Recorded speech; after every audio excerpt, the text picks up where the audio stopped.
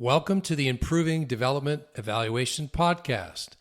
I'm your host, David Wand, and welcome to Episode 8, Part 1, where we, in this Part 1, introduce you to a new international development organization, and we give you a brief description of the project delivered by that international development organization, and a little summary of my review of the outcomes and the outcome indicators for this project.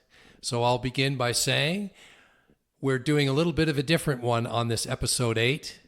If you've been following the podcast, all of the episodes focus on delivering services to actual human beings, which means you can measure those actual human beings, and that's the only way you're going to get proper measurement and evaluation. And as you've learned from this podcast, a lot of these international development organizations are avoiding direct measurement, and only they know the reasons why. But anyway, in this episode 8, instead of delivering a bunch of services to a bunch of human beings, we are going to look at a product that's delivered to a bunch of human beings, and then what are the expected outcomes from delivering that product. The new International Development Organization for Episode 8, Part 1 is the United Nations Development Program. You can learn more about the UNDP at their website, undp.org. And the particular project here is in Bangladesh at Cox's Bazar district, and in particular, the Cox's Bazar refugee camp for the Rohingyas who've escaped from, depends who you ask, Myanmar or Burma. But it also includes the host Bangladesh communities around the refugee camp at Cox's Bazar. That's the location. The title of the project is called Fighting Environmental Degradation and Promoting Greener Energy. The cost to the Canadian taxpayer for this project is $30 million. And the magical product that they're delivering is LPG, liquefied petroleum gas, to the refugees. And the purpose of that is to replace the refugees having to go out and collect firewood to then burn to cook their meals. Now, the interesting thing is in the project, they indicate that it also is delivering this LPG to the Bangladesh communities outside of the refugee camp. But in the performance measurement framework that I've acquired through an access to information request, there are no monitoring indicators at all on the LPG that's been delivered to the host Bangladesh communities outside of the refugee camp. So that's something that I would love to discuss with the UNDP representative for part 2 if they show up for the podcast. So let me get into the outputs for this project. The first one obviously is liquefied petroleum gas to refugee households. They have a target of 827,611 refills per year of the LPG in the tanks. They also have an output called energy studies to assess alternatives to LPG, liquefied petroleum gas, because you're hoping in the long term, even the firewood that's replaced by the LPG, then the LPG you hope will be replaced by something more renewable.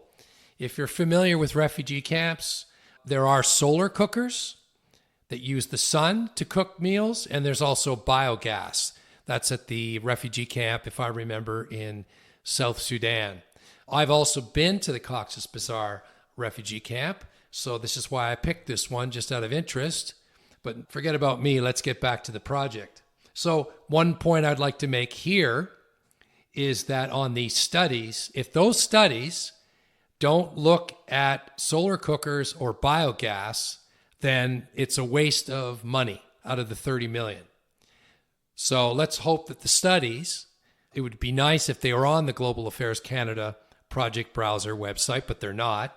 But that would be nice if they were there so we could see what plan they have and if it's feasible to then phase out the LPG and bring in solar cookers or biogas systems to replace the LPG. And one other final point is, since the Canadian taxpayers popping out $30 million to pay for these LPG tanks, 827,611 is the target per year. Another curious question I would ask UNDP if they show up for part 2 is, did you hire a Canadian oil company to supply with this $30 million the LPG tanks?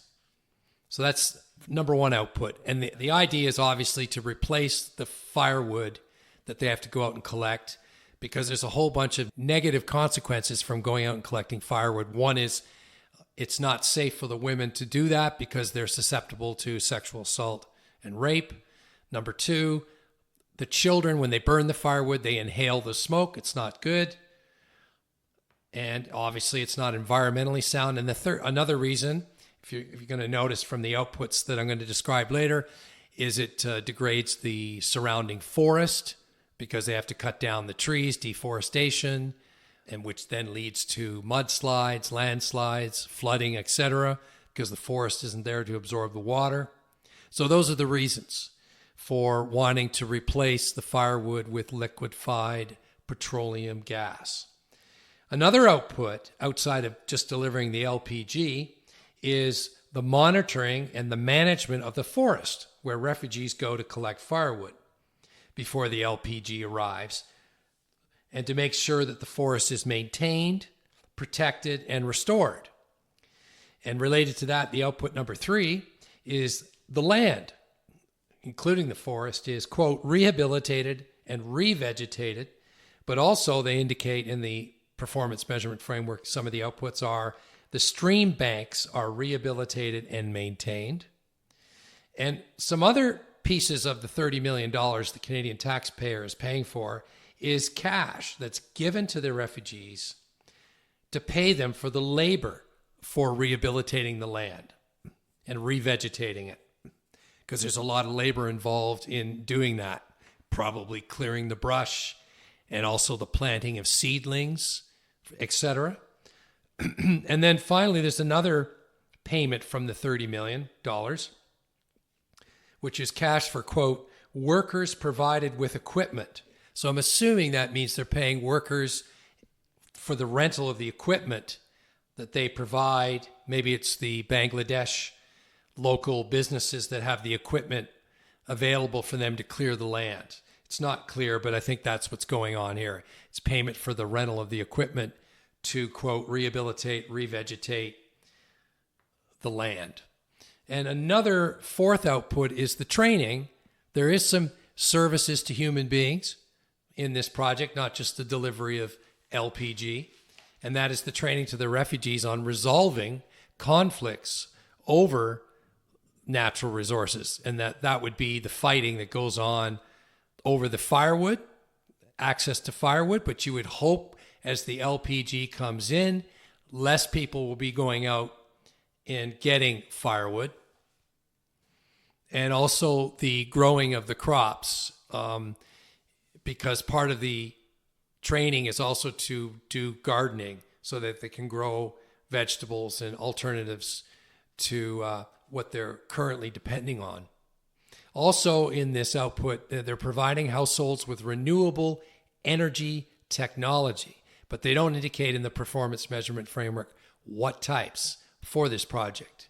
I'm assuming and hoping it's related to the project, which is to get them to cook with alternatives other than firewood and other than liquefied petroleum gas. So you would hope that they're introducing solar cookers or biogas as alternatives, but we don't know, because the current focus of the project is simply to bring in the liquefied petroleum gas to replace their need to go out and collect firewood. And some little issues in the outputs. One of the output indicators is the percent of conflicts over natural resources successfully managed. That's an outcome. So that should be moved into the outcome area, which we'll talk about in part 2. They also have training on home gardening and fresh food waste management. Hint, hint, composting. So that's good. That's another output. And they've got another outcome indicator that they call incorrectly an output indicator, which is percent of targeted households practicing sustainable skills development. So that's an outcome. After you train them, you expect them to be doing it. No targets provided in the PMF for that indicator, which is another issue. But the major point is that is an outcome indicator that should be moved into the outcomes. And what's interesting, as I mentioned earlier, is these outputs only focus on the refugees.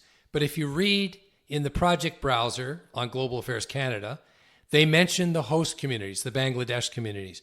So there may be liquefied petroleum gas going into the host communities outside of the refugee project. But we don't know. From the PMF, there's no separate target group of host Bangladesh communities. So there's no output indicators there. So that would be another question to ask UNDP. Are you only serving the refugees inside the camp, or are also you delivering liquefied petroleum gas to the host Bangladesh communities? So that's basically the project. Now, the interesting thing is, as I alluded to earlier, the logic of replacing the firewood with the LPG is so that a variety of expected outcomes should be achieved, right? So I'm logically just telling you what they are. One is reduce the number of times they have to go out and collect firewood because they now have LPG. Also, they have quicker access to being able to cook with the LPG. They just fire up the stove. And that means that they probably can prepare more frequently nutritious meals rather than with firewood, which means you would expect particularly the children, their nutritional status, that is, their weights to go up. Also, the reduction in burning firewood also reduces smoke inhalation, and which is a related illness. So you would expect reported illnesses related to smoke inhalation from the firewood burning would also be going down. So those are some expected outcomes from it. And in part 2, we'll talk about some of the issues with the outcome indicators and even the outcomes that they've defined based on what I've just told you there of what you would expect to achieve as an outcome when you bring in this LPG to replace the firewood. They have only 3 outcomes in the performance measurement framework and a total of 9 outcome indicators measuring those 3 outcomes as to whether they've been achieved. I've looked at all 9 outcome indicators. 2 of them are really good out of the 9. The other 7 are not good, but I'm not going to jump to the conclusion that they can't claim the project is achieving its outcomes. It's not that severe because it is a product you're just bringing in, LPG. It's not a lot of measurement going on with human beings. But there are still some issues that we'll talk about on the remaining 7 outcome indicators in part 2. So what I'm going to do now is I'm going to send this part 1 along with my summary of the 9 outcome indicators indicating that only 2 of them are really properly done. And I'm going to send it to UNDP in New York, but I'm also going to send it to the UNDP office email address in Bangladesh because that's where they're delivering it, and also the regional Asia office that oversees Bangladesh at UNDP. And I also had the opportunity to, when I was at Cox's Bazar, work with the NGO, I think I have it right, called SAFE. I think they're the local NGO responsible for delivering the LPG and those other outputs, but I may be wrong there. It could be UNDP is doing it directly, but often they'll contract out a local partner, international development, non-governmental organization to deliver the outputs into the camp. And we'll see if they agree to show up or give a written response if they don't show up to part 2 of the podcast. And I'll hopefully have that done by the end of June. It's part 2. So stay tuned for part 2 of this podcast, Episode 8, United Nations Development Program for LPG and Cox's Bazar. And again, if you're interested in receiving any of the performance measurement frameworks and my critique of those performance measurement frameworks, feel free to send me an email at evaluatecanadaaid@gmail.com, and I'd be happy to send them to you. Stay tuned for Episode 8, Part 2. Bye for now.